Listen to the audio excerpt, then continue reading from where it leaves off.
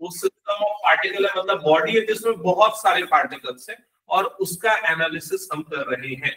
तो पूरी बॉडी में जिसमें बहुत सारे पार्टिकल है, एनालिसिस करना थोड़ा मुश्किल होता है, इसीलिए हम उसका एक ऐसा पॉइंट आइडेंटिफाई करते हैं जिसमें पूरा का पूरा मास कॉन्सेंट्रेटेड हो, इसको क्या बोलते हैं, सेंटर ऑफ मास बोलते हैं। ठीक है, इन जनरल ये वो पॉइंट होता है जिसपे पूरा का पूरा बॉडी जो है या सिस्टम ऑफ पार्टिकल बैलेंस्ड होता है। जैसे कि हम एक बुक को बैलेंस करने के लिए उसका एक पॉइंट आइडेंटिफाई करते हैं ना, सेंटर ऑफ ग्रेविटी से समवॉट वो रिलेटेड होता है, मैं बताऊंगा कैसे। ठीक है, तो उसमें हमने क्या किया था, सबसे पहले एक सिंपल सिस्टम ऑफ पार्टिकल लिया जिसमें दो पार्टिकल लिए जिसका मास क्या था, m1 और m2, जिनके कोऑर्डिनेट ये थे, पोजीशन वेक्टर r1 और r2 था। तो उसके सेंटर ऑफ मास का जो पोजीशन आया था, पहले तो उसका x कोऑर्डिनेट निकालने का तरीका, y कोऑर्डिनेट, और फिर आखिरी में उसका जो वेक्टर है, पोजीशन वेक्टर है सेंटर ऑफ मास का, वो ये चीजें ध्यान में है ना सबको, टू पार्टिकल के केस। फिर जब हमने उसको जनरलाइज करके n पार्टिकल पे गए तो क्या होगा, m1 x1 m2 x2 m3 x3 ऐसा करते हुए divided by m1 plus m2 plus m3 so on. Clear? और इसी चीज को हमने फिर किससे डिनोट किया था, इसको डिनोट किया था summation of mi into xi divided by summation of mi। Summation of mi का मतलब जितने भी पार्टिकल हैं सारे के मासेस का सम, जिसको हम और किससे डिनोट कर सकते हैं, कैपिटल M से डिनोट कर सकते हैं। ठीक है, ये हो गया उसका x कोऑर्डिनेट और ये क्या हो गया उसका y कोऑर्डिनेट। थर्ड डायमेंशन में तो क्या हो जाएगा, z कोऑर्डिनेट इन जनरल।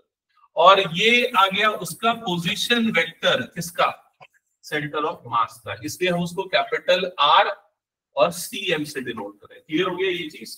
तो ये जो है वेटेड सम होता है किसका, हर एक पार्टिकल के पोजीशन वेक्टर्स का, जो हमने लास्ट कुछ क्लास पढ़ा था। ठीक है, इसके बाद हम लास्ट यहाँ पर क्वेश्चन को एंड किए थे, क्लास को एंड किए थे। क्या था यहाँ पर, रिजिड बॉडीज के लिए सेंटर ऑफ मास। तो रिजिड बॉडी मतलब वो बॉडी जिसमें कंटिन्यूअस पार्टिकल्स होते हैं, जो प्रैक्टिकली हम अपनी लाइफ में देखते हैं। हर एक चीज, जैसे ये पेन है, एक रिजिड बॉडी है, इसमें भी कंटिन्यूअस पार्टिकल्स हैं। क्लियर हो गया ये चीज?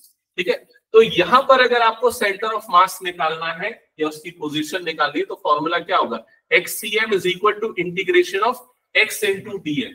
x मतलब उसका x कोऑर्डिनेट और dm मतलब क्या हो गया उसका मास। सिंपल, जो फॉर्मूला यहाँ पर था वही यहाँ पर भी है, लेकिन कंटिन्यूअस इसलिए हर एक पॉइंट पे अलग अलग मास होगा। ठीक है, divided by integration of dm मतलब सारे मासेस, सारे पार्टिकल के मासेस का सम x कोऑर्डिनेट के लिए। इसी चीज को हम कैपिटल M भी लिख सकते हैं चाहे तो, पूरा कंप्लीट बॉडी का मास। y कोऑर्डिनेट के लिए भी सेम फॉर्मूला, और उसके पोजीशन वेक्टर के लिए क्या हो जाएगा, integration vector r dm divided by integration dm। Clear हो गया ये चीज? फिर हमने क्या देखा था, for rigid bodies with uniform distribution, rigid body with uniform distribution, centre of mass is geometrical centre. तो हमने कुछ एग्जांपल लिए, जैसे अगर मान लो एक यूनिफॉर्म डिस्ट्रीब्यूशन वाला सर्कुलर प्लेट है, एक सर्कुलर प्लेट है, तो उसका जो ज्योमेट्रिक सेंटर होगा, ज्योमेट्रिक सेंटर मतलब उस सर्कल का सेंटर, वही उसका क्या हो जाएगा, सेंटर ऑफ मास हो जाएगा। समझ में आया? लेकिन अगर नॉन यूनिफॉर्म डिस्ट्रीब्यूशन है, नॉन यूनिफॉर्म डिस्ट्रीब्यूशन का मतलब क्या हुआ, अनइक्वल मासेस हैं अलग अलग पॉइंट पे, तो वहां पर उसका ज्योमेट्रिकल सेंटर, उसका सेंटर ऑफ मास नहीं होगा। क्लियर हो गया ये चीज? इसके लिए हम एक दो छोटे डेरिवेशन भी आज करेंगे कुछ सिंपल एग्जांपल्स के साथ। चलिए स्टार्ट करते हैं फिर आगे।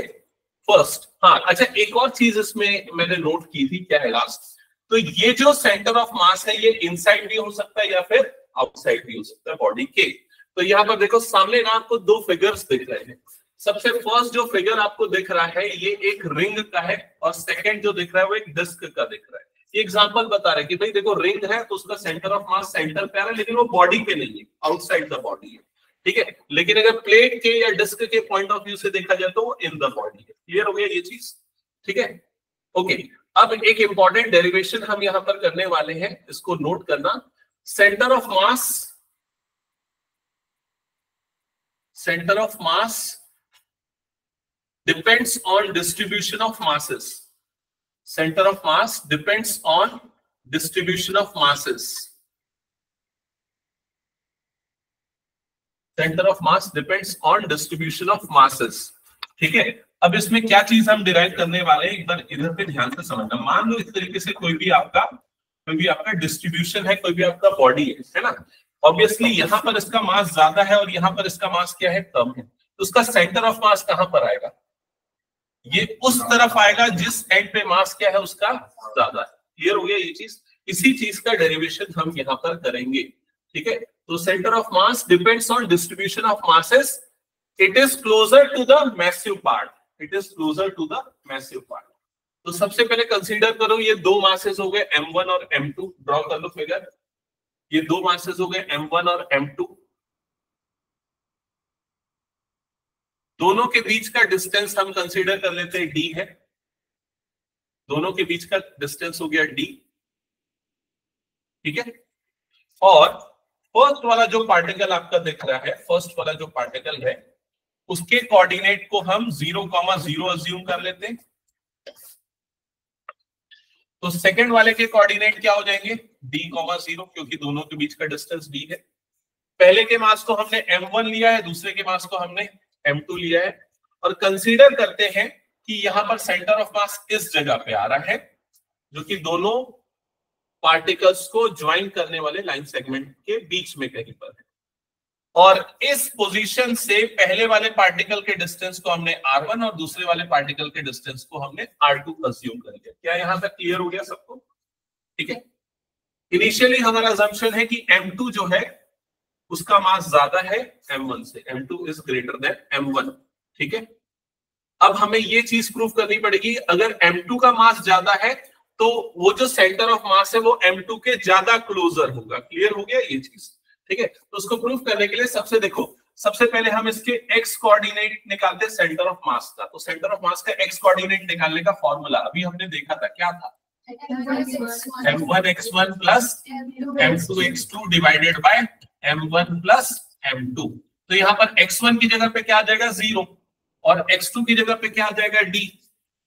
तो centre of mass, x coordinate of centre of मास क्या हो जाएगा इसका, ये 0 हो गया तो कितना आ जाएगा m2d upon m1 plus m2, ठीक है। और यही वैल्यू, ये जो आपको x कोऑर्डिनेट मिला है, ये x कोऑर्डिनेट एक्चुअली आपको क्या देगा, ये वाला डिस्टेंस देगा, और ये वाला डिस्टेंस को आपने क्या अज्यूम करके रखा है R1। तो R1 की वैल्यू आ जाएगी आपकी m2d m1 प्लस m2। क्या ये समझ में आ गया सभी को, चेक कर लो। इसे हम अज्यूम कर लेते हैं इक्वेशन नंबर 2, इसे हम अज्यूम कर लेते हैं इक्वेशन नंबर 2। अब आपको R2 की वैल्यू निकालनी, R2 की, आपने R1 निकाल लिया, R2 निकालना है, तो क्या करोगे, D में से R1 को क्या कर दो, माइनस कर दो, तो क्या मिल जाएगा, R2 मिल जाएगा। कैलकुलेट करो R2 क्या आएगा, फिर R1 plus R2 equal to D है, तो R2 की वैल्यू क्या आ जाएगी, D माइनस R1। तो R2 इज इक्वल टू क्या हो जाएगा, D माइनस ये पूरा का पूरा R1 का वैल्यू जो हमने इक्वेशन नंबर, ये 1 था ना, सॉरी, जो हमने इक्वेशन नंबर 1 में निकाला था, इस वैल्यू को उठा के यहाँ पर पुट कर दो, सिंप्लीफाई करो। तो R2 is equals to, LCM इधर पे आ गया M1 प्लस M2, ये इससे मल्टीप्लाई होगा तो M1d plus M2d minus M2d, ऐसे ही होगा। तो यहां पर फिर क्या हो जाएगा, फिर M2d माइनस M2d कट जाएगा, M2d माइनस M2d कट जाएगा, तो आपको यहां पर मिल जाएगा R2 का वैल्यू, और R2 का वैल्यू आपको मिला M1d upon M1 plus M2। क्या यहां तक समझ में आया, चेक कर लो एक बार। अब ये दोनों इक्वेशंस को डिवाइड करो, अब इन दोनों इक्वेशंस को डिवाइड करो, इक्वेशन 1 और 2 को डिवाइड करो। तो यहां पर क्या मिल जाएगा आपको, R1 upon R2 is equal to M2d upon M1 plus M2 whole upon M1d upon M1 plus M2, ऐसा ही होगा, चेक कर लो एक बार। अब M1 प्लस M2 वाली टर्म कट जाएगी, D और D वाली टर्म भी कट जाएगी, तो क्या मिलेगा यहां पर आपको, R1 by R2 is equal to M2 upon M1। क्या ये समझ में आ गया, यहां तक क्लियर है, हाँ हिमांशु यहां तक क्लियर। इसका क्या मतलब हुआ, इसका मतलब हुआ कि जो R1 है वो इनवर्सली प्रोपोर्शनल है किसके, M1 के, क्योंकि देखो यहाँ R1 न्यूमरेटर में आ रहा है, यहाँ M1 कहां पर आ रहा है, डिनोमिनेटर में आ रहा है। क्लियर हो गया ये चीज। इसका मतलब अगर ये मास जो है ये ज्यादा होगा, m1 की वैल्यू अगर ज्यादा होगी तो r1 की वैल्यू क्या हो जाएगी, कम हो जाएगी। r1 की वैल्यू क्या हो जाएगी, कम हो जाएगी।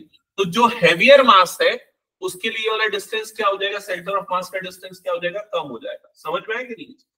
और अगर वही m1 की वैल्यू कम होगी तो r1 की वैल्यू क्या हो जाएगी, बढ़ जाएगी। तो अगर मास लाइटर है ना, मास कम है, तो उसके लिए सेंटर ऑफ मास उससे दूर हो जाएगा। क्या ये क्लियर हो गया सभी को ये एक्सप्रेशन? ठीक है। अब इसको क्रॉस मल्टीप्लाई करके आप ऐसा भी लिख सकते हो कि r1 m1 is equal to r2 into m2। Note कर लो इस चीज को भी, इसको हम आगे और कुछ डेरिवेशंस में यूज करेंगे।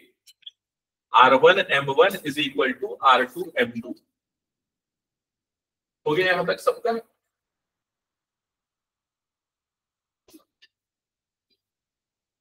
चलो आगे बढ़ते हैं नेक्स्ट टॉपिक की तरफ। नेक्स्ट है centre of mass for uniform rod. देखो centre of mass for uniform rod, centre of mass for uniform rod. Okay, यहां पर यूनिफॉर्म का मतलब क्या है, उसकी डेंसिटी यूनिफॉर्म है, मतलब हर जगह पे नंबर ऑफ पार्टिकल्स सेम है, ये बोल सकते हो। क्लियर हो गया ये चीज? ठीक है, जैसे कि अगर यहाँ पर लिखा है हर जगह पे उसकी डेंसिटी सेम है, यूनिफॉर्म डेंसिटी। क्लियर हो गया ये चीज? ठीक है।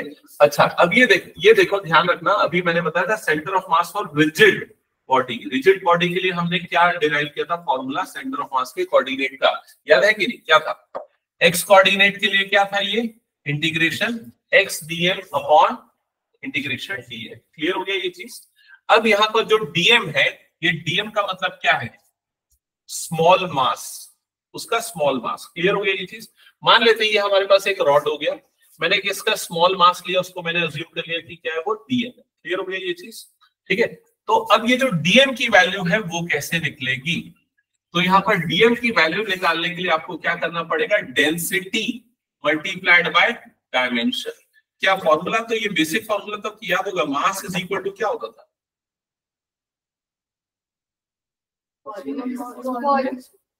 मास इज इक्वल टू क्या होता था, डेंसिटी इंटू वॉल्यूम, या फिर वॉल्यूम इंटू डेंसिटी। याद है कि नहीं? या डेंसिटी के टर्म्स में पढ़ा हुआ, जिस भी टर्म्स में पढ़ा हुआ, लेकिन मास इज इक्वल टू क्या होता था, वॉल्यूम इंटू डेंसिटी। लेकिन ये जो वॉल्यूम है ये कब आता है, जब आपका 3 डायमेंशनल शेप हो। समझ में आएगी चीज? यहाँ पर 3 केसेस हो सकते हैं, हो सकता है 1D शेप हो सकता है 2D हो, या फिर क्या हो 3D हो। क्लियर? तो अगर मान लो ये 1D है, अगर मान लो ये 1D है तो यहाँ पर वॉल्यूम नहीं आएगा, यहाँ पर क्या आ जाएगा, लेंथ आ जाएगा। क्लियर हो गया? अगर ये 2D है तो यहाँ पर लेंथ नहीं आएगा, यहाँ पर क्या आ जाएगा, एरिया आ जाएगा। 3D है तो उस केस में क्या आ जाएगा, यहाँ पर वॉल्यूम आ जाएगा, जो अभी तक आपने पढ़ा था। तो ओवरऑल यहाँ पर डीएम का मतलब क्या हो गया, मास, स्मॉल पार्ट ऑफ मास। ठीक है, density into D dimension. D मतलब वो स्मॉल पार्ट का जो भी डायमेंशन, अगर वो वॉल्यूम है तो वॉल्यूम, अगर वो लेंथ है तो लेंथ, अगर वो एरिया है तो एरिया। क्लियर हो गया ये चीज? तो अगर 1D के टर्म्स में देखें, 1D के टर्म्स में देखें तो हम यहाँ पर उसकी डेंसिटी को लैम्डा से डिनोट करते हैं जनरली, और इसका स्मॉल डायमेंशन तो 1D है मतलब सिर्फ लेंथ होगा, तो उसको हमने किससे डिनोट कर दिया, dx से डिनोट कर दिया। क्लियर हो गया ये चीज? और लैम्डा की वैल्यू यहाँ पर क्या, लैम्डा का मतलब क्या होगा, लैम्डा का मतलब होगा लीनियर डेंसिटी। नोट कर लो इस चीज को। ठीक है, यहां पर डीएम का मतलब है small mass of the body, and that is equals to density into small part of dimension. वो डी जो है स्मॉल पार्ट ऑफ डायमेंशन को रिप्रेजेंट कर रहा है। ठीक है, 1D के केस में अगर आपको स्मॉल मास निकालना है तो हो जाएगा लैम्डा इंटू डीएक्स। लैम्डा का मतलब लीनियर डेंसिटी, और dx मतलब वो स्मॉल पार्ट जिसका आपको मास निकालना है उसकी लेंथ। ठीक है, अगर आप 2D के केस में ले रहे हो, 2D के केस में तो जो स्मॉल अमाउंट ऑफ मास होगा dm होगा, हो जाएगा सिग्मा इंटू dx। सॉरी, ये मैंने dx लिख दिया गलती से, एक मिनट। यहां पर क्या आएगा, सिग्मा इंटू, यहां पर क्या आएगा बताओ तो जल्दी। ये 2D है ना, 2D है, सरफेस है, तो सरफेस में क्या आएगा यहाँ पर, area. Sigma into D A, sigma into D A. और 3D में क्या आ जाएगा यहां पर बताओ, वॉल्यूम। तो यहां पर हम इसको क्या लिखेंगे, डीवी। क्लियर हो गया ये चीज। जनरली आप ये पढ़ते आए हो पहले, वॉल्यूम डेंसिटी, ठीक है। लीनियर डेंसिटी और सरफेस डेंसिटी यूजुअली नहीं पढ़ा है, ठीक है। तो अभी हम जो रॉड के टर्म्स में ले रहे हैं, तो यहां पर ये जो रॉड है ये 1D शेप है। क्लियर हो गया ये चीज, 1D शेप है। और इसमें जो इसकी डेंसिटी है वो यूनिफॉर्म डेंसिटी। यूनिफॉर्म डेंसिटी का मतलब हर एक लेंथ पे बराबर मास डिस्ट्रीब्यूटेड है। क्लियर हो गया ये चीज, ठीक है। हर एक लेंथ पे बराबर मास डिस्ट्रीब्यूटेड है। तो अगर मैं बोलता हूँ ये छोटा सा पार्ट अगर मैं ले रहा हूं, ये छोटा सा पार्ट, तो यहाँ पर डीएम जो इस छोटे से पार्ट का मास होगा वो क्या होगा बताओ। तो फॉर्मूला ये वाला लगेगा, लैम्डा इंटू डीएक्स वाला, लैम्डा इंटू डीएक्स वाला। क्लियर हो गया, 1D शेप है। लैम्डा का मतलब क्या है, लीनियर डेंसिटी। अब बताओ लीनियर डेंसिटी कैसे निकले। यहां पर अगर यूनिफॉर्म डिस्ट्रीब्यूशन है तो लीनियर डेंसिटी कैसे निकलेगी। मान लेते हैं पूरे का जो मास है, पूरे बॉडी का जो मास है वो कितना हो गया, m, है ना। इसकी लेंथ कितनी हो गई, l। एक एग्जांपल के लिए मान लेता हूं m की वैल्यू हो गई 10, मतलब 10 kg का मास है। l की वैल्यू हो गई 5, मतलब 5 मीटर की लेंथ है। समझ में आया कि नहीं। तो 1 मीटर की लेंथ में उसका डेंसिटी कितना होगा, तो कैसे निकालोगे, 10 डिवाइडेड बाय 5, तो कितना आ जाएगा 2 kg पर मीटर। ऐसे ही हो जाएगा ये चीज। तो यहां पर अगर हम इसको m और l के टर्म्स में लिखना चाहें तो लैम्डा की वैल्यू कितनी हो जाएगी, m डिवाइडेड बाय l, मतलब उसकी linear density, total mass divided by total length. Clear हो गया ये चीज। वही चीज वॉल्यूम में भी होती है, वही चीज सरफेस में भी होती है, ठीक है। तो यहाँ पर लैम्डा की वैल्यू आ जाएगी m बाय l। तो डीएम की वैल्यू क्या आ जाएगी, यहाँ पर चेक करो, लैम्डा की वैल्यू पुट कर दो, यहाँ पर क्या आ जाएगा m बाय l इंटू ये क्या हो जाएगा dx। क्या ये क्लियर हो गया, सबको चेक कर लेना, ठीक है। ये हो गई डीएम की वैल्यू। अब हमने डीएम की वैल्यू क्यों निकाली, क्योंकि हमें इसका सेंटर ऑफ मास निकालना है। सेंटर ऑफ मास निकालने का फॉर्मूला क्या है, integration x into DM upon DM. Clear हो गया ये चीज। तो अब यहाँ पर इस फॉर्मूले में वैल्यू पुट करते हैं। तो x CF मतलब सेंटर ऑफ मास का x coordinate is equal to integration x की जगह पे x आएगा, और जो dm है तो dm की जगह पे ये वाली वैल्यू आएगी जो अभी हमने निकाली है। क्या निकाली है हमने, m by l into dx। क्या ये चीज क्लियर हो गई सभी को। इसका इंटीग्रेशन का लिमिट कहां से कहां तक जाएगा, तो अगर मान लेते हैं ये वाला कोऑर्डिनेट हो गया 0,0, तो ये वाला कोऑर्डिनेट क्या हो जाएगा l,0, क्योंकि इसकी मैक्सिमम लेंथ 0 से लेके कहां तक है, l तक। तो लिमिट हम इसको कहां से कहां तक लेंगे, 0 से लेके l तक। क्या ये क्लियर हो गया। डिवाइडेड बाय इंटीग्रेशन dm, इसका जो मास है, एक छोटे छोटे मासेस है, समझ में आ रहा है कि छोटे छोटे dx वाले मासेस में ब्रेक किया, लेकिन कहां से कहां तक, 0 से लेके कहां तक जा रहे हैं हम, m तक। तो 0 से लेके m। क्लियर हो गया ये चीज। अब देखो न्यूमरेटर वाले पार्ट में अगर ध्यान दोगे, ये m बाय l तो कांस्टेंट है, तो m बाय l आ जाएगा बाहर, क्योंकि उसका टोटल मास और टोटल लेंथ कांस्टेंट है, तो वो आ गया बाहर। तो क्या बच गया, integration x into dx। Limit कहां से कहां तक हो गई, 0 से लेके l। क्लियर हो गया ये चीज। डिवाइडेड बाय डिनोमिनेटर dm का इंटीग्रेशन क्या हो जाएगा, इंटीग्रेशन dm, तो क्या हो जाएगा, यहाँ पर m आ जाएगा। और इसमें लिमिट कहां से कहां तक जा रही है, 0 से लेके m तक। क्या ये चीज क्लियर हो गई, चेक करते चलो। ओके, अब बताओ इस वाले पार्ट का इंटीग्रेशन क्या होगा, x का इंटीग्रेशन क्या होता है, x²/2। तो यहाँ पर आ गया m बाय l, और इधर पे आ गया x²/2, और इस पे लिमिट कहां से कहां तक है, 0 से लेके l तक। डिवाइडेड बाय डिनोमिनेटर में upper limit minus lower limit कर दो, मतलब क्या हो जाएगा m माइनस 0। समझ में आया यहाँ तक। हाँ, अब इसके बाद न्यूमरेटर में भी लिमिट अप्लाई करो, न्यूमरेटर में भी अप्लाई करोगे तो यहाँ गया m by l, upper limit डालोगे तो क्या हो जाएगा l² माइनस लोअर लिमिट डालोगे मतलब 0² अपॉन 2। क्लियर हो गया ये चीज। डिवाइडेड बाय यहाँ पर क्या आ जाएगा, m आ जाएगा। क्लियर हुआ ये चीज सबको। फिर नेक्स्ट स्टेप में क्या होगा, ये वाला m और ये वाला m कट जाएगा, यहाँ पर क्या बच गया 1/l into l² bye 2। Clear हो गया ये चीज। ये एल और ये एल कट गया तो यहाँ पर आंसर कितना आ जाएगा, L/2। वो चीज हम कॉमन सेंस से भी समझ सकते हैं। अगर यूनिफॉर्म डिस्ट्रीब्यूशन है इस रॉड में, सभी में बराबर मासेस डिस्ट्रीब्यूटेड है, तो उसका सेंटर ऑफ मास कहां पर आएगा, ज्योमेट्रिकल सेंटर पे। समझ में आएगी? यूनिफॉर्म डिस्ट्रीब्यूशन हमने अभी देखा था, डिस्कस किया था। यूनिफॉर्म डिस्ट्रीब्यूशन में सेंटर ऑफ मास उसके ज्योमेट्रिकल सेंटर में, तो टोटल लेंथ L है तो वो कहां पर आएगा, L/2 में। क्या ये क्लियर हो गया सभी को? हटा दो फिर इसको, मैं कुछ नोट करने तो कर दो, एक नहीं तो फिर इसके नेक्स्ट डेरिवेशन करो। Centre of mass for a rod with linear density. अब ये लीनियर डेंसिटी है, ये यूनिफॉर्म डेंसिटी नहीं है, लीनियर डेंसिटी है। और लीनियर डेंसिटी की वैल्यू आपको यहां पर दे दी गई है, lambda is equal to kx। अब इसके लिए सेंटर ऑफ मास का एक्सप्रेशन डिराइव करो। इसका भी फिक्स्ड फॉर्मूला होता है बट इसका डेरिवेशन भी आता है, करो इसको, दिखाओ।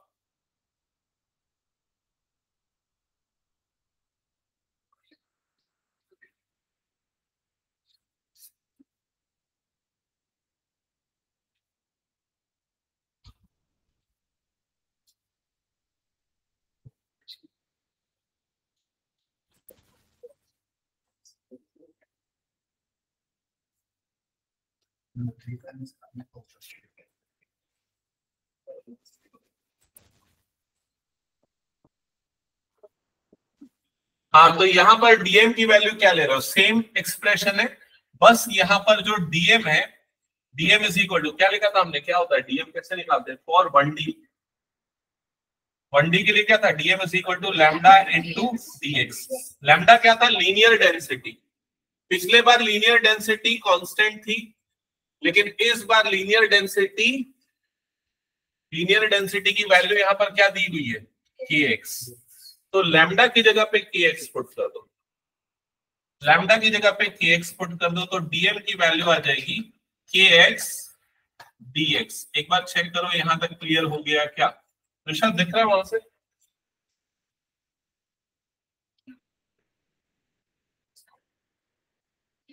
ठीक है, अब ये वाली वैल्यू को पुट करो यहाँ पर न्यूमरेटर में और डिनोमिनेटर में, दोनों जगह पे पुट करो। लिमिट कहां से कहां तक लोगे यहाँ पर, अब दोनों dx के टर्म्स में आ जाएगा, तो दोनों में लिमिट क्या हो जाएगी, 0 से लेके l। डिराइव करो उसको, क्या आ रहा है,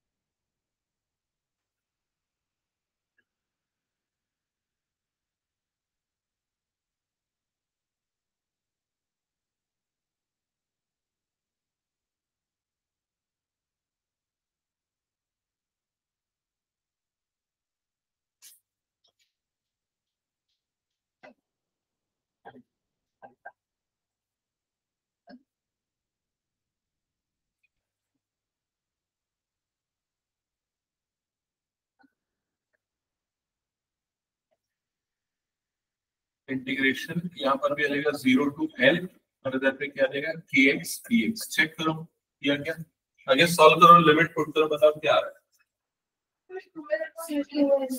2l/3, करेक्ट। और किसी का आया, देखो इधर पे ध्यान देना, सबसे पहले यहाँ पर k कांस्टेंट है तो उसको मैंने निकाल लिया बाहर। इंटीग्रेशन क्या हो जाएगा, 0 टू l, ये हो जाएगा x² dx। सिमिलर वे में डिनोमिनेटर में भी k कांस्टेंट आ गया बाहर, integration 0 to l x dx। Check करो यहाँ तक क्लियर हो गया। x² का इंटीग्रेशन क्या होता है, x³ 3 लिमिट कहां से कहां तक है इसमें, 0 से लेके l तक। सेम वे में, अच्छा ये k और k को तो यहीं पर काट देते हैं क्या, यहीं पर काट। सेम वे में डिनोमिनेटर में x का इंटीग्रेशन क्या हो जाएगा, x² 2, लिमिट कहां से कहां तक जाएगी, 0 से लेके l। न्यूमरेटर में upper limit minus lower limit, तो अपर ही जाएगा L³ 3, लोअर लिमिट तो 0 तो कोई फर्क ही नहीं पड़ेगा उसमें। डिनोमिनेटर में भी वैसी, upper limit minus lower limit मतलब कितना हो जाएगा, L² 2। तो ये हो गया L3/3 इंटू 2/L²। चेक करते जाओ, ये और ये टर्म कट जाएगी तो आंसर कितना आ जाएगा 2L/3। ये लीनियर डिस्ट्रीब्यूशन के लिए, समझ गए ना, लीनियरली डिस्ट्रीब्यूटेड है तब डेंसिटी। अगर क्वाड्रेटिक डिस्ट्रीब्यूशन होगा तो क्या चीज चेंज हो जाएगी, kx की जगह पे यहाँ पर क्या आ जाएगा kx²। तो सारी चीजें यहाँ पर x² के टर्म्स में आ जाएगा। समझ में आ रहा है कि नहीं, यहाँ x³ नीचे में x² और अकॉर्डिंगली सारा कुछ चेंज होगा। तो दो तो डायरेक्टली आपको याद रखना होता है। यूनिफॉर्म डिस्ट्रीब्यूशन के लिए सेंटर ऑफ मास कहां पर आ जाएगा L/2 में, जो हमने पिछले में किया। और अगर लीनियर डेंसिटी डिस्ट्रीब्यूशन है तो सेंटर ऑफ मास कहां पर आ जाएगा 2L/3। हो गया, हटा दो फिर इसको मैं। चलो नेक्स्ट हेडिंग डालो, motion of centre of mass. Motion of centre of mass, motion of centre of मास।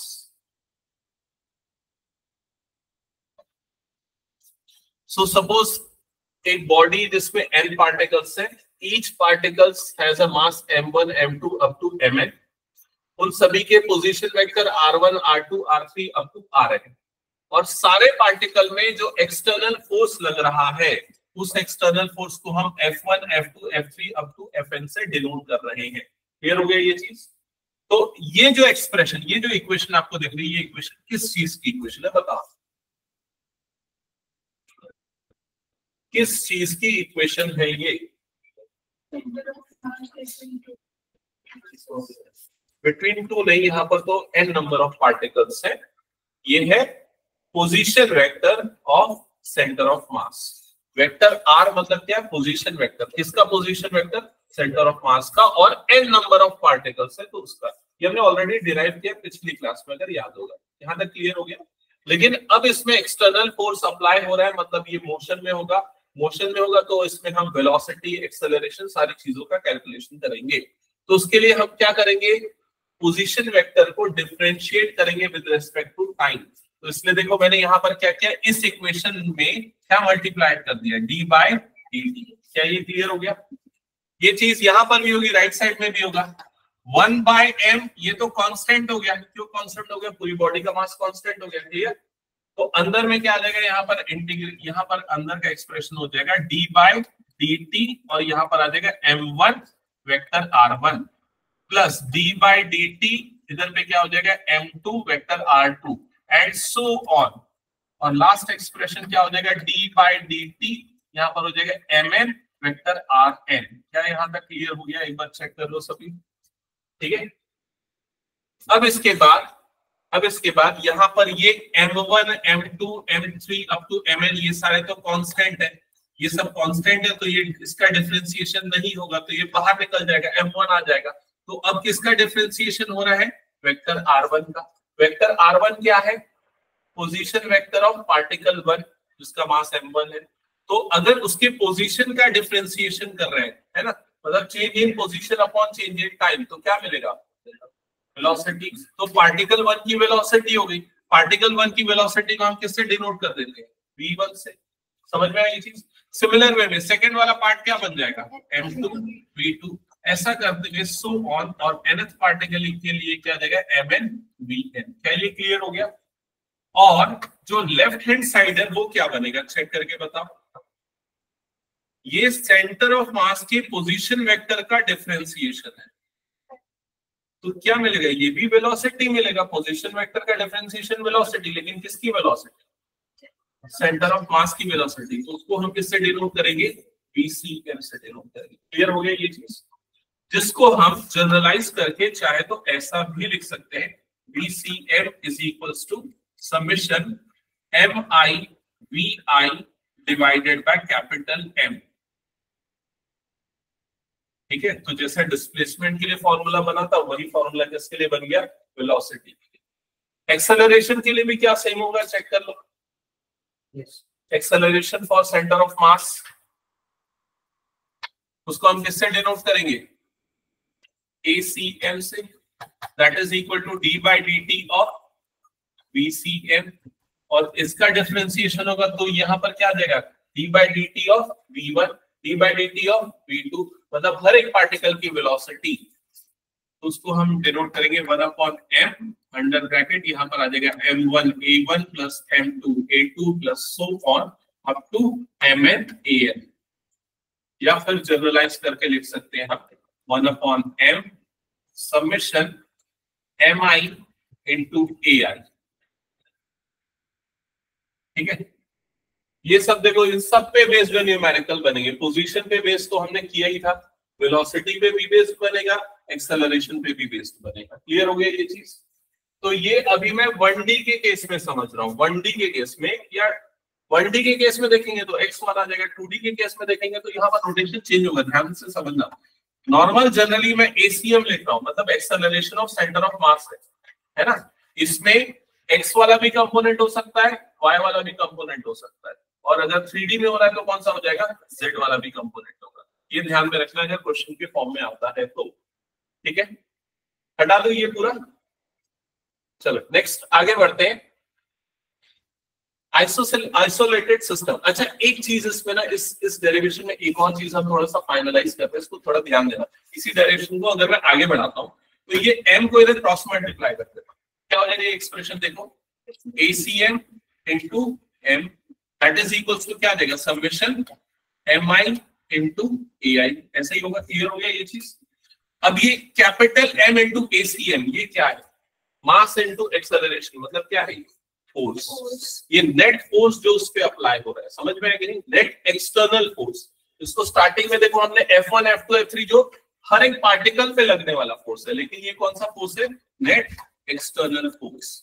तो ये F एक्सटर्नल से डिनोट करेंगे। और अगर इस समेशन को मैं आगे एक्सपांड करता हूं तो क्या बनेगा, m1 a1 plus m2 a2 plus m3 a3 and so on, और एट द एंड ये क्या हो जाएगा, mn इंटू an।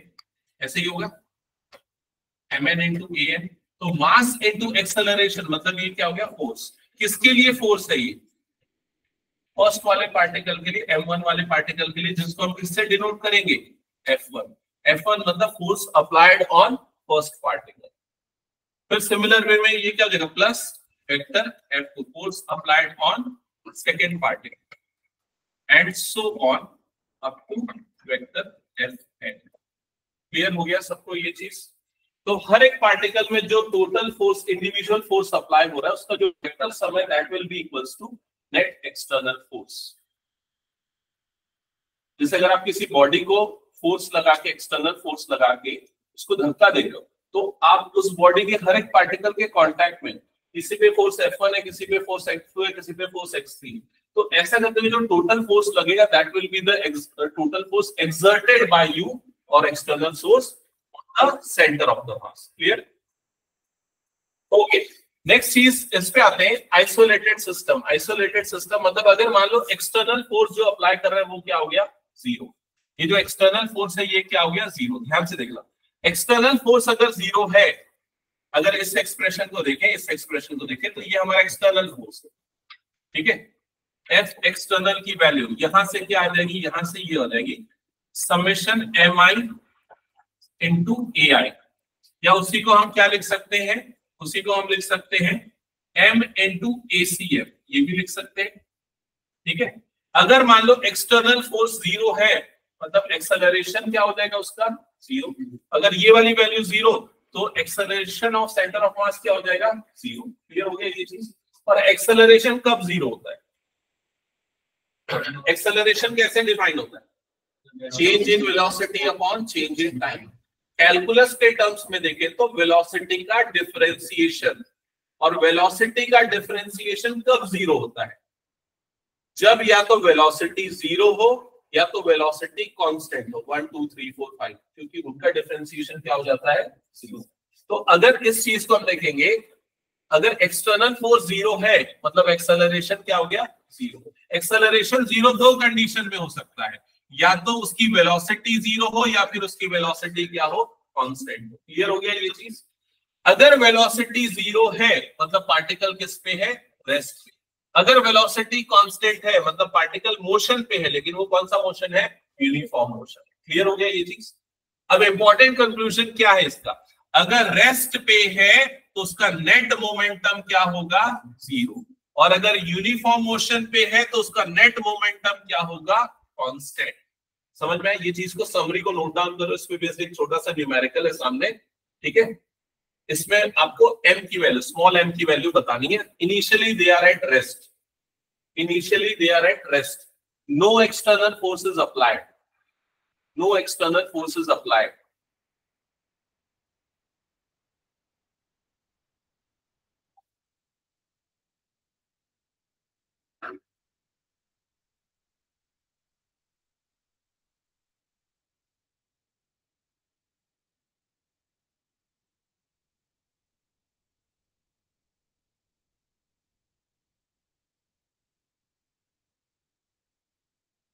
बताओ m की वैल्यू क्या आएगी?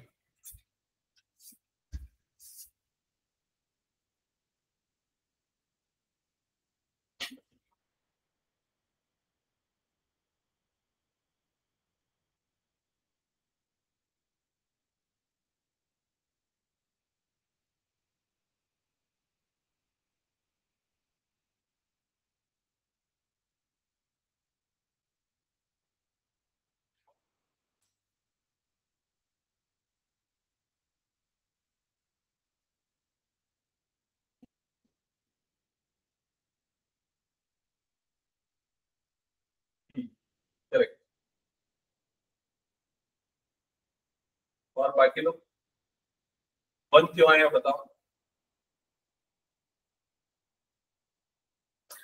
देखो ये कंसेप्ट क्लियर हो गया था ना सबको? अगर external force 0, net acceleration 0, acceleration 0, मतलब या तो वेलोसिटी 0 होगी या तो फिर कांस्टेंट होगी। वेलोसिटी 0 है मतलब बॉडी किस पे है, रेस्ट पे। बॉडी रेस्ट पे मतलब नेट मोमेंटम क्या होगा, 0। अभी यहाँ पर स्टार्टिंग में मैंने क्या बोला, बॉडी एट रेस्ट, ये रेस्ट पे है, रेस्ट पे है मतलब नेट मोमेंटम इसका क्या होगा, 0। ये ऐसा समझ लो आपके पास दो मैग्नेट है, दो मैग्नेट है, आपने दोनों मैग्नेट को आसपास में रखा, कोई एक्सटर्नल फोर्स नहीं है, फिर भी दोनों का इंटरनल फोर्स एक दूसरे को क्या करेगा, अट्रैक्ट करेगा, जिसके कारण दोनों में एक वेलोसिटी क्रिएट होगी। समझ में आया कि नहीं? ये वो वेलोसिटी गिवन है और आपको नेट मोमेंटम को क्या करना है, 0। तो नेट मोमेंटम, इसका मोमेंटम क्या होगा, मोमेंटम b क्या होता है फॉर्मूला, मास इनटू वेलोसिटी। तो इसका मोमेंटम कितना हो जाएगा, 2 सा कितना हो गया ये 4। इसका मोमेंटम कितना होगा, इसका मोमेंटम कितना होगा, -4l, क्योंकि दोनों का डायरेक्शन अलग है ना, दोनों का डायरेक्शन अलग है। दैट इज इक्वल्स टू क्या हो गया, 0। क्यों 0 हो गया, क्योंकि net momentum 0, because they are at rest. तो 4m इज इक्वल टू 4 आ गया और m की वैल्यू कितनी आ गई यहाँ पर, 1। क्या ये क्लियर हो गया सभी को? हटा दो ये फिर। चलो नेक्स्ट आगे बढ़ते हैं। एक और इंपॉर्टेंट डेरिवेशन है, ये थोड़ा सा देख लो, ठीक है। ये एक्चुअली क्वेश्चन के फॉर्म में, बट एक डेरिवेशन ही है, ये समझ सकते हो आप लोग, ठीक है। यहां पर इस डेरिवेशन में हम लोग क्या करने वाले, क्वेश्चन लिखना पहले। Two particles of mass m1 and m2, two particles of mass m1 and m2 separated by distance d, separated by distance d at rest initially,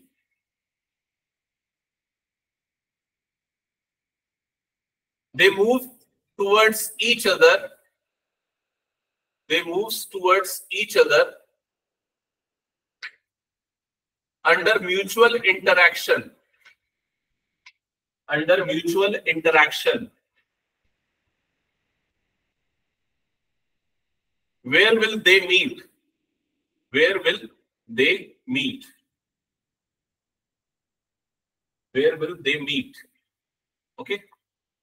तो ध्यान से समझना, यहाँ पर हमारे पास दो पार्टिकल्स है m1 और m2, जो अभी मैंने मैग्नेट वाला एग्जांपल लिया ना, m1 और m2 दो पार्टिकल है, दोनों इनिशियली रेस्ट पे है, लेकिन ड्यू टू म्यूचुअल इंटरेक्शन दोनों के बीच में कुछ ना कुछ फोर्स लगेगा, वो चाहे तो ग्रेविटेशनल फोर्स हो गया, इलेक्ट्रोस्टैटिक फोर्स हो गया, मैग्नेटिक फोर्स हो गया, और उसके कारण वो एक दूसरे की तरफ मूव करेंगे।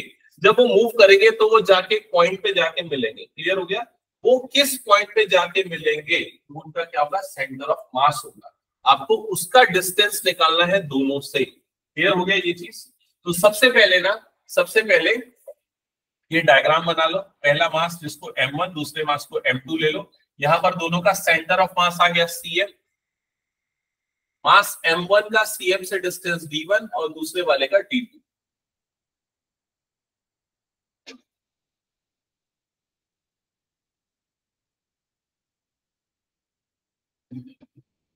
ओके यहां तक ओके। इनिशियली ये रेस्ट पे थे, तो इनकी इनिशियल वेलोसिटी, दोनों की इनिशियल वेलोसिटी क्या होगी? 0। मान लेते हैं मैं इसको u1 से डिनोट कर देता हूं, इसको मैं u1 से डिनोट करता हूं और इसको मैं u2 से डिनोट करता हूं। ठीक है, तो इसके सेंटर ऑफ मास की जो वेलोसिटी होगी, velocity of centre of mass VCM, वो क्या हो जाएगा? हो जाएगा m1 into u1 plus m2 into u2 divided by क्या आ जाएगा? ये m1 प्लस m2। क्लियर हो गया ये चीज? इनिशियल वेलोसिटी 0, तो ये दोनों चीजें क्या आ गई? 0। मतलब इसके सेंटर ऑफ मास की वेलोसिटी क्या हो गई यहाँ पर? 0। क्लियर हो गया ये चीज? VCM की वैल्यू 0, वेलोसिटी 0, मतलब नेट मोमेंटम उसका क्या होगा? 0, जैसा पिछले केस में हुआ था, एग्जांपल में हुआ था। एक्सटर्नल फोर्स अप्लाइड क्या हो जाएगा यहाँ पर? 0। क्लियर हो गया ये चीज? ठीक है, अब देखो यहाँ पर ये जो दोनों के डिस्टेंसेस का सम है d1 प्लस d2, इसकी वैल्यू क्या हो जाएगी? स्मॉल d की इक्वल। ठीक है, यहां तक नोट डाउन कर लो, यहां तक की चीजें। हमें d1 और d2 का एक्सप्रेशन डिराइव करना है ना, in terms of distance between the particles. ये जो स्मॉल d है ये दोनों के बीच का डिस्टेंस है। ओके, अच्छा ये वाला एक्सप्रेशन कहां से आया बताओ? m1 d1 is equal to m2 d2, ये कहां से expression? m1 d1 is equal to m2 d2। अभी थोड़ी देर पहले हमने डिराइव किया था एक्सप्रेशन। कौन सा एक्सप्रेशन था? m1 r1 is equal to क्या था? m2 r2। तो सिमिलर वे में हम क्या लिख सकते हैं? m1 d1 is equal to m2 d2। अब यहां से d2 की वैल्यू निकालो, तो देखो d इज इक्वल टू क्या था? d1 plus d2। d is equal to था d1 प्लस d2, तो d2 की वैल्यू यहां से क्या आ जाएगी? d2 इज इक्वल टू क्या आ जाएगा? d minus d1। तो यहाँ d2 की जगह पे d माइनस d1 पुट कर दो, तो m1 d1 is equal to m2, इधर पे क्या आ जाएगा? d माइनस d1, ऐसा आ जाएगा एक्सप्रेशन। क्लियर हो गया? ब्रैकेट ओपन करो तो क्या हो जाएगा? ये m1 d1 is equal to m2 d minus m2 d1। Check करो यहाँ तक क्लियर हुआ क्या? ये माइनस m2 d1 को इधर पे शिफ्ट कर दो, तो क्या हो जाएगा? m1 d1 plus m2 d1 is equal to कितना हो जाएगा? m2 d। क्लियर हो गया ये चीज? यहां से d1 को निकालो कॉमन, तो क्या बच जाएगा? m1 plus m2 is equal to क्या हो जाएगा? ये m2 d। क्लियर हो गया? ये वाली पूरी टर्म को डिनोमिनेटर में डाल दो, जिससे आपको किसकी वैल्यू मिल जाएगी? d1। d1 मतलब कि जो फर्स्ट पार्टिकल है उससे सेंटर ऑफ मास का डिस्टेंस। क्लियर? और अगर d2 निकालना है तो d2 कैसे निकालोगे? चाहो तो उल्टा कर दो, d1 की वैल्यू निकाल के पुट कर दो, या फिर क्या करो? या फिर इसमें से माइनस कर दो, इसमें से माइनस कर दो, जो d1 की वैल्यू निकली उसको यहाँ पर पुट कर देना, माइनस कर देना, तो क्या मिल जाएगा? d2 मिल जाएगा। तो d2 की वैल्यू यहाँ पर क्या आ जाएगी? m1d divided by m1 plus m2। यहां तक क्लियर हो गया सबका? तो इससे क्या प्रूफ हो गया? इन दैट केस जो दोनों पार्टिकल कहां पर जाके मिलेंगे? एक दूसरे के सेंटर ऑफ मास पे। ठीक है, हो गया? ये हटा दो। चलो next, centre of mass and centre of gravity. Centre of mass and centre of gravity, तो दोनों ऑलमोस्ट सेम चीजें ही है, centre of mass and centre of gravity. जैसे अगर सेंटर ऑफ मास की पोजीशन की बात की जाए, position of centre of mass, ये क्या होता था? Weighted average of position of each particle. ठीक है, जिसमें हम हर एक पार्टिकल के पोजीशन का वेटेड एवरेज लेते थे, इंक्लूडिंग द मास। ठीक है, लेकिन अगर सेंटर ऑफ ग्रेविटी की बात की जाए तो ये weighted average of position of each particle होगा under the influence of gravity, मतलब इसमें हम ग्रेविटी का भी कंसीडरेशन करेंगे। क्लियर हो गया ये चीज?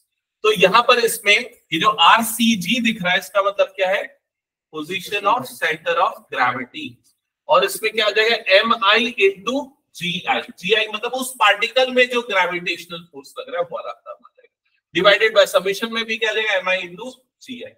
GI जो है वो अगर देखा जाए इन जनरल अर्थ के हिसाब से एक पर्टिकुलर हाइट पे कांस्टेंट होगा, ठीक है। तो GI की वैल्यू कई केसेस में क्या होगी, सेम होगी, मतलब हर एक पार्टिकल पे सेम फोर्स लगेगा, G1 G2 G3 ये सारे क्या होंगे, सेम होंगे, that is equals to G। अगर हम ये कंसीडर करते हैं तो ये GI और ये वाला GI कैंसल आउट हो जाएगा, कॉमन निकल के कैंसल आउट हो जाएगा, तो उस केस में आपको क्या मिलेगा, centre of mass is equal to centre of gravity. Clear हो गया ये चीज, ठीक है। ये इस पे ज्यादा क्वेश्चन यूजुअली आता नहीं, जस्ट एक डेफिनेशन इसका दिया हुआ था। आगे देखते हैं, हाँ लिख लो। In case of uniform gravitational field, G1 is equal to G2 is equal to G3 and so on up to Gn that is equals to G। तो यहां पर क्या हो जाएगा, जो ये position of centre of gravity है उसमें से G कॉमन निकल जाएगा और यहां पर क्या आ जाएगा, समेशन हेलो हाँ ठीक है, divided by summation of MI, और यहां पर ये भी सारे टर्म्स G होंगे तो G और G कैंसल आउट हो जाएगा, तो इसकी वैल्यू किसके इक्वल आ जाएगी, पोजीशन ऑफ सेंटर ऑफ मास की इक्वल आ जाएगी।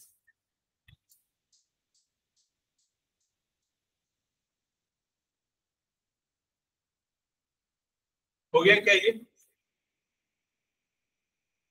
चलो next, momentum conservation of centre of mass. ये कुछ नहीं, देखो आराम से इसका छोटा सा एक्सप्रेशन है, हमने velocity of centre of mass का ये डेरिवेशन किया था थोड़ी देर पहले, ध्यान होगा, ठीक है। अब इसके बाद ये मास को अगर मैं इधर क्रॉस मल्टीप्लाई कर देता हूं तो क्या बन जाएगा, ये velocity of centre of mass into mass of the body, that is equals to क्या आ जाएगा यहाँ पर m1 v1 plus m2 v2 plus so on up to mn vn, ऐसा ही होगा। ये ओवरऑल एक्सप्रेशन क्या बनेगा, मास इनटू वेलोसिटी मोमेंटम, तो ये overall momentum of the body that is equals to momentum of first particle जिसको हम किससे डिनोट करेंगे, vector p1, momentum of second particle जिसको हम किससे डिनोट करेंगे, p2, and so on up to vector pn, that's it. Clear हो गया ये चीज, ठीक है। सो जो ओवरऑल मोमेंटम होगा उस बॉडी का at centre of mass will be equals to the vector sum of momentum of each particle. हटा दो क्या ये, चलो नेक्स्ट। ओके, अब यहाँ पर ना ये कुछ टेबल है जिसमें इन सब की स्टैंडर्ड वैल्यू, इसको अगर डिराइव करने जाओगे ना तो बहुत टाइम लग जाएगा। जैसे हमने इसका डेरिवेशन किया था, आपको ध्यान है कि नहीं, स्टार्टिंग में भी इसका डेरिवेशन किया था यूनिफॉर्म रॉड का, यूनिफॉर्म डेंसिटी वाले रॉड का, और उसका सेंटर ऑफ मास कहां पर आया था, L/2, ठीक है। जितने भी यूनिफॉर्म शेप है उनका सेंटर ऑफ मास कहां पर आएगा, ज्योमेट्रिकल सेंटर पे आएगा। उसकी लेंथ L थी तो ज्योमेट्रिकल सेंटर पे आ गया L/2।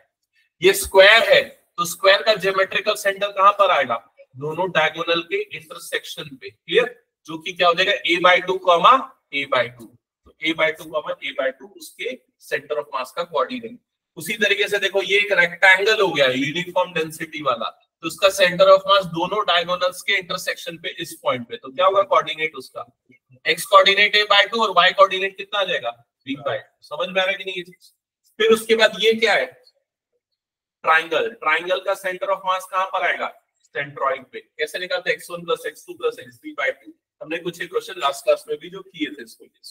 ये क्या हो गया, फर्स्ट क्वाड्रेंट वाला सर्कल, फर्स्ट क्वाड्रेंट में जो सर्कल बन रहा है विद सेंटर O, इसको निकालने के लिए ना इंटीग्रेशन का यूज करना पड़ेगा, जिससे आप इसको डिराइव कर सकते हो, इसकी वैल्यू की 2r/π और 2r/π, ठीक है। इंटीग्रेशन में एरिया अंडर द कर्व लेके इसको सॉल्व कर सकते हैं। फिलहाल इसकी वैल्यू ध्यान रखना, इसके डेरिवेशन नहीं आएंगे आप लोगों को, ये वैल्यू फॉर्मूले में कुछ जगह पे यूज होती है, ठीक है। नेक्स्ट आ गया, ये क्या है? Quarter disc of radius, quarter disc दे दिया है, सेमी सर्कुलर डिस्क दे दिया है, देन सर्कुलर डिस्क हो गया। सर्कुलर डिस्क का कहां पर आएगा? सेंटर पे, ठीक है। और ये हो गया हेमिस्फीयर, हेमिस्फीयर का कहां पर आ जाएगा? 0,r/2, ठीक है। सर्कुलर कोन सॉलिड में और हॉलो में दोनों का अलग अलग होगा। सॉलिड है तो उसका क्या हो जाएगा? 0,h/4, मतलब 1/4 ऑफ द हाइट पे आएगा। और अगर हॉलो है तो क्या हो जाएगा? 0,h/3, ठीक है। तो ओवरऑल सेंटर ऑफ मास के अंदर यही सारी चीजें थी। अब हम इस पे बेस्ड कुछ न्यूमेरिकल्स देख लेते हैं। अब तो न्यूमेरिकल मैं देख रहा हूं, देखते जाओ। वो दिया है तुम लोगों के पास से क्या? ये मेरी है क्या?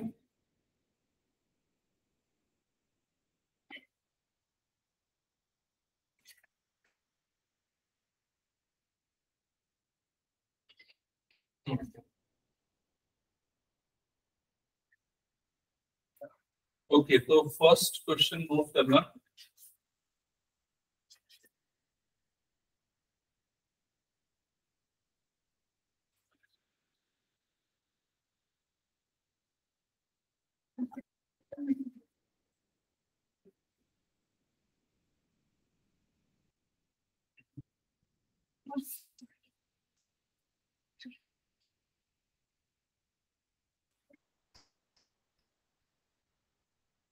Two masses of 6 units and 2 units. Two masses, example 2. Two masses of 6 unit and 2 units are at positions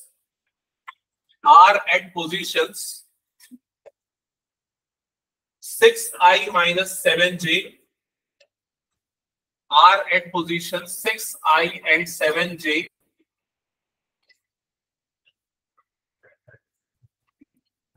and 2i plus 5j minus 8k respectively.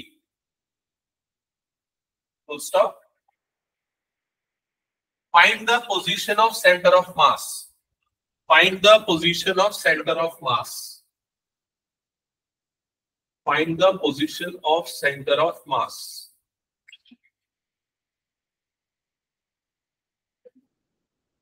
कौन सा फॉर्मूला लगेगा बताओ। और क्या क्या चीजें गिवन है पहले वो समझ लो। तो फर्स्ट वाली वैल्यू आपको क्या दे रही है? m1, और ये क्या हो गया? m2। ये क्या है? ये क्या है? Position vector of first mass, that is vector r1। और ये क्या हो गया? Position vector of second mass, मतलब क्या हो गया? Vector r। ये चीज क्लियर हो गई। अब आपको क्या निकालना है? Position vector of centre of mass, RCM। क्या है फॉर्मूला RCM का? क्या है? Position vector of centre of मास। चलो जिनको पता है सॉल्व करो और बताओ जल्दी क्या आ रहा है आंसर।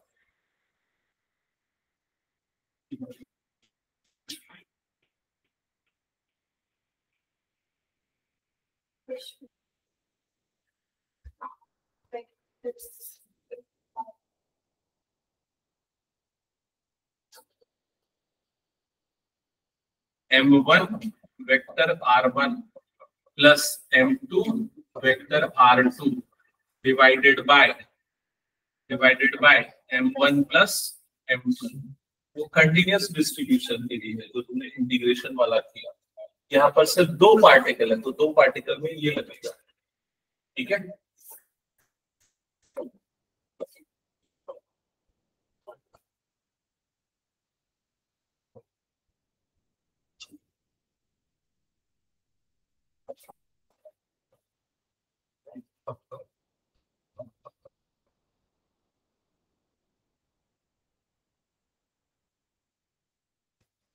सॉल्व किया कितना आ रहा है?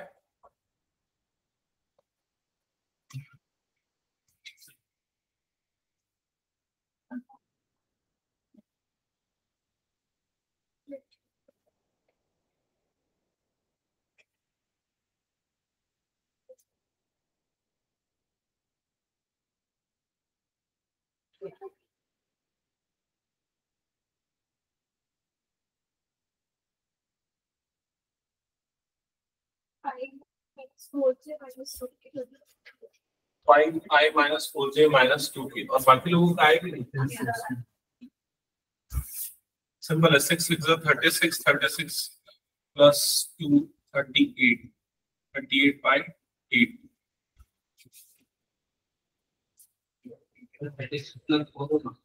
4 है ना, हाँ 36 plus 4 40, 40 आएगा, फिर उसके अंदर है minus 42j, minus 42 plus 10 minus 42 plus 10 तो minus 32j, और अंदर पे आ रहा है minus 16k divided by 8, 8 से डिवाइड कर देना जो भी फाइनल आंसर आ जाए। हो गया क्या? सबका चेक करो जल्दी। नेक्स्ट क्वेश्चन नोट करना। Two bodies of mass 10 kg, two bodies of mass 10 kg and 2 kg are moving with velocities 2i minus 7j plus 3k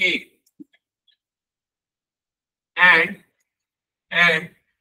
minus 10i plus 35j minus 3k meter per second. Find the velocity of center of mass. Find the velocity of center of mass. Velocity of center of mass, इसका derivation हमने अभी किया था जब अगर bodies particles motion में होते हैं, motion of centre of mass में। क्या था formula Trisha?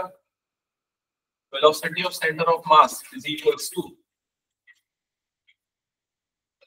m1 v1 plus m2 v2 plus m3 v3 and so on up to mn vn divided by m1 plus m2 plus m3 and so on up to mn। तो यहाँ दो ही particles है, तो ये हो गया m1, ये हो गया उसकी वेलोसिटी v1, ये हो गया m2, ये हो गई उसकी वेलोसिटी v2। दोनों को यहाँ पर पुट कर दो,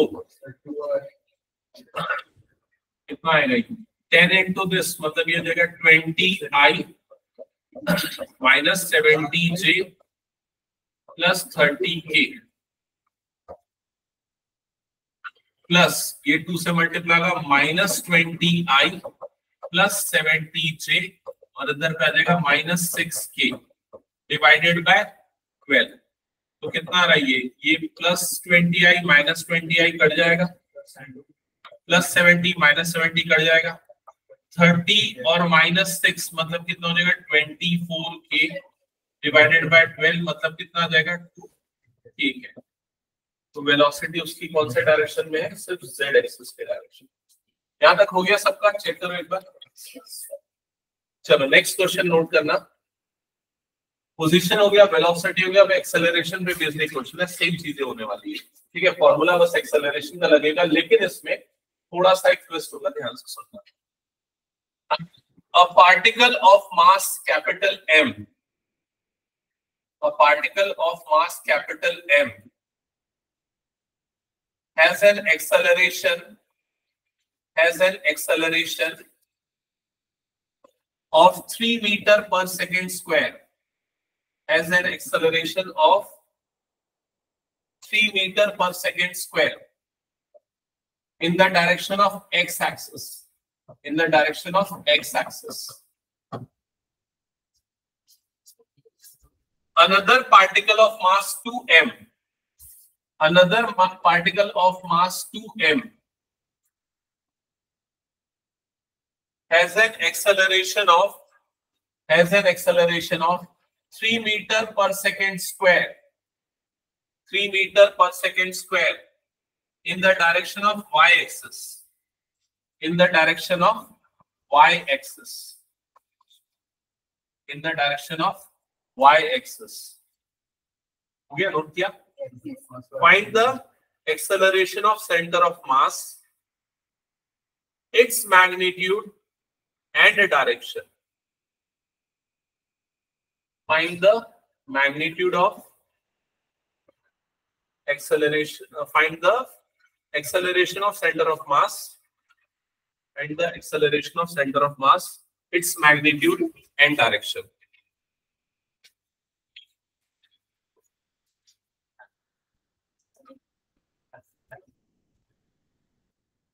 क्या होता है, कुछ अलग है क्या फॉर्मूला? सेम है ना? क्या formula? m1 a1 plus m2 a2 divided by m1 plus m1 और m2 की वैल्यू भी आपको पता है, कैपिटल M और 2m है, ठीक है।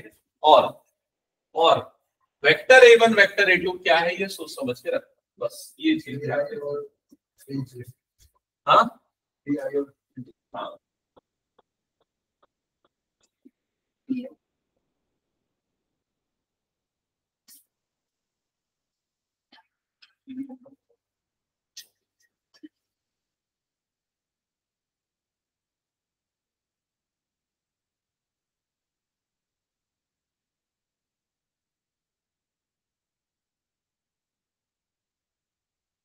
हाँ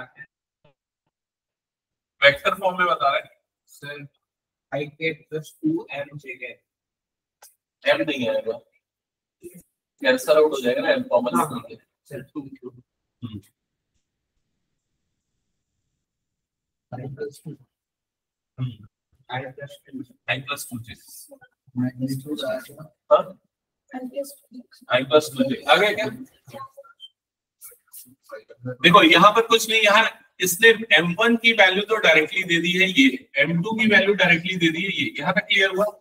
इसके बाद ये जो चीज है ना 3 मीटर पर second in the direction of x axis, actually इसने ये बता दिया कि जो a1 है, वेक्टर a1 जो है उसकी वैल्यू क्या होगी, तो उसकी वैल्यू होगी 3 एक्स एक्सिस के डायरेक्शन में, मतलब क्या हो जाएगा 3i के। समझ में आई चीज? दूसरा वाला m2 की वैल्यू तो ये हो गई, लेकिन दूसरे वाले का जो एक्सेलरेशन है a2, उसका डायरेक्शन कौन सा है, y एक्सिस, मैग्नीट्यूड कितना है 3, तो उसको क्या लेंगे 3j कैप, दैट्स इट। समझ में?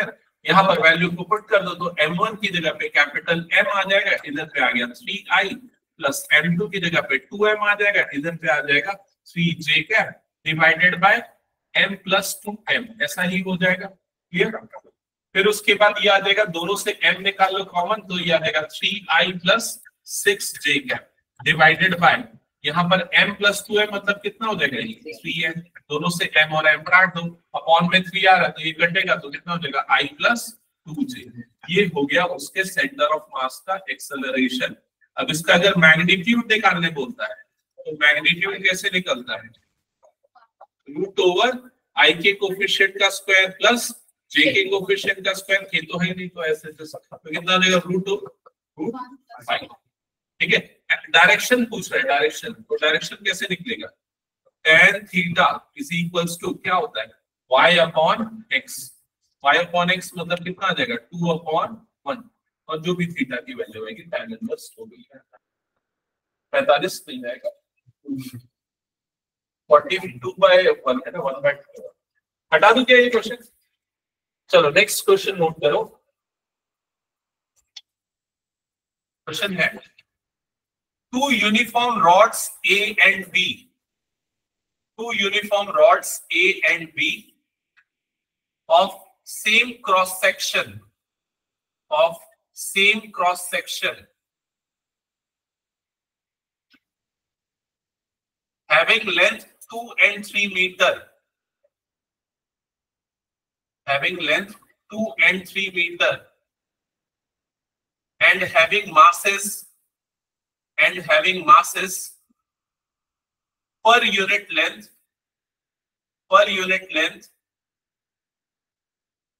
4 kg per meter and 6 kg per meter.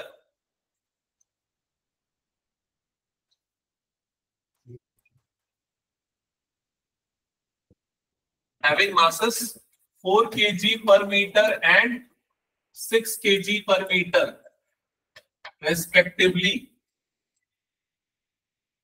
are joined end to end, are joined end to end. Find the position of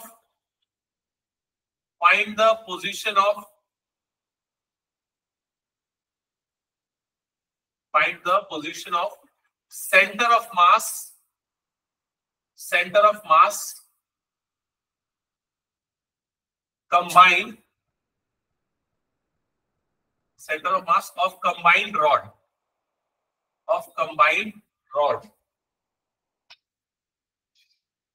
from the end A ये मतलब फर्स्ट वाला rod, from the end of first rod. तो दो rod से, diagram आप देख सकते हो, समझ सकते हो, दो रॉड से, पहला रॉड इस टाइप का हो गया ए, दूसरा रॉड इस टाइप का हो गया, मान लेते हैं इस रॉड को अज्यूम कर लेते हैं बी। फर्स्ट वाले की लेंथ कितनी गिवन है 2 मीटर्स, सेकंड वाले की लेंथ कितनी गिवन है 3 मीटर्स, और दोनों का जो डेंसिटी है, लीनियर डेंसिटी है, वो अलग अलग है। फर्स्ट वाले की लीनियर डेंसिटी कितनी है 4 kg पर मीटर, सेकेंड वाले की है 6 kg पर मीटर। तो जो कंबाइंड रॉड बनेगा उसका सेंटर ऑफ मास कहां पर होगा ये बताना है। चलो ट्राई करो। जो कंबाइंड बनेगा उसका सेंटर ऑफ मास कहां पर आएगा, ट्राई करो। दोनों इंडिविजुअली यूनिफॉर्म डेंसिटी वाले हैं, कंबाइंड करने पे नहीं है।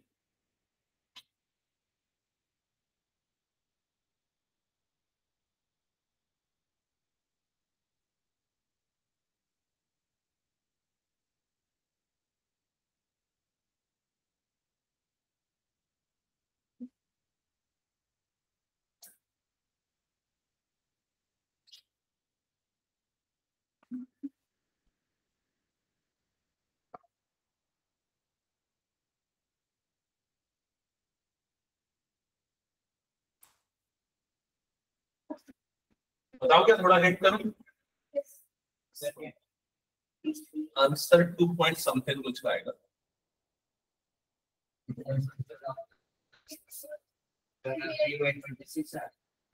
चलो इधर पे ध्यान देना।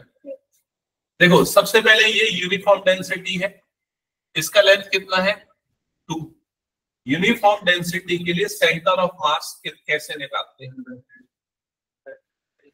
यूनिफॉर्म बोल रहा हूँ, यूनिफॉर्म के लिए क्या होगा L/2। L/2 मतलब उसका मिड पॉइंट, उसका ज्योमेट्रिकल सेंटर है ना।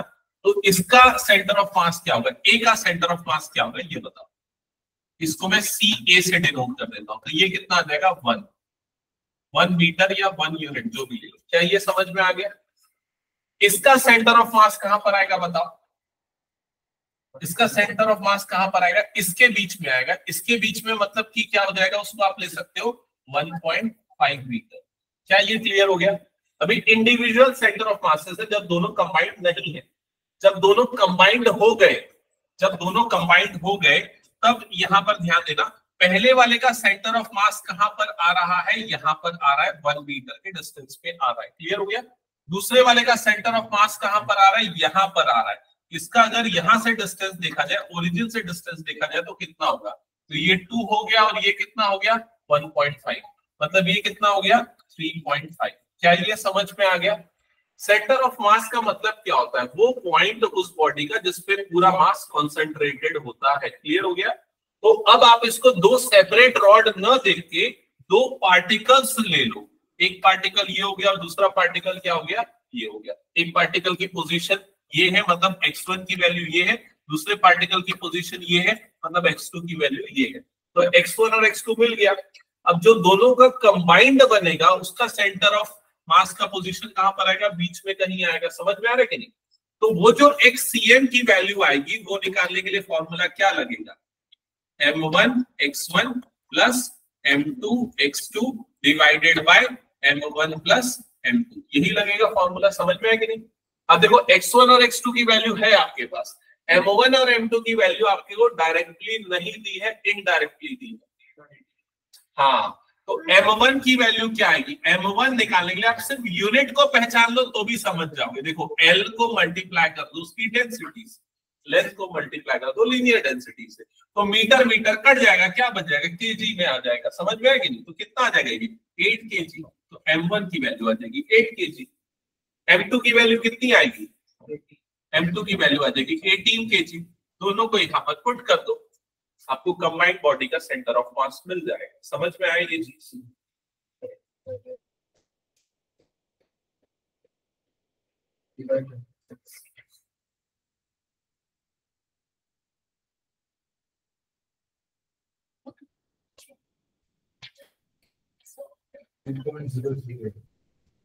2.73 कुछ आ रहा है अप्रॉक्स। ठीक है,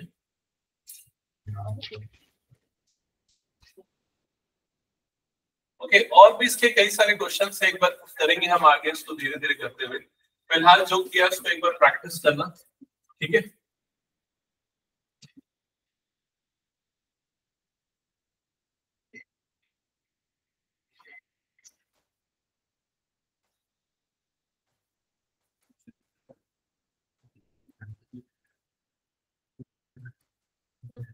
एक 0.73 आ रहा है क्या? 0.73। ठीक है, चलो आज यही एंड करते हैं, फिर नेक्स्ट क्लास में हम कंटिन्यू करेंगे रोटेशनल मोशन। तुम लोग रुक जाना, ठीक है।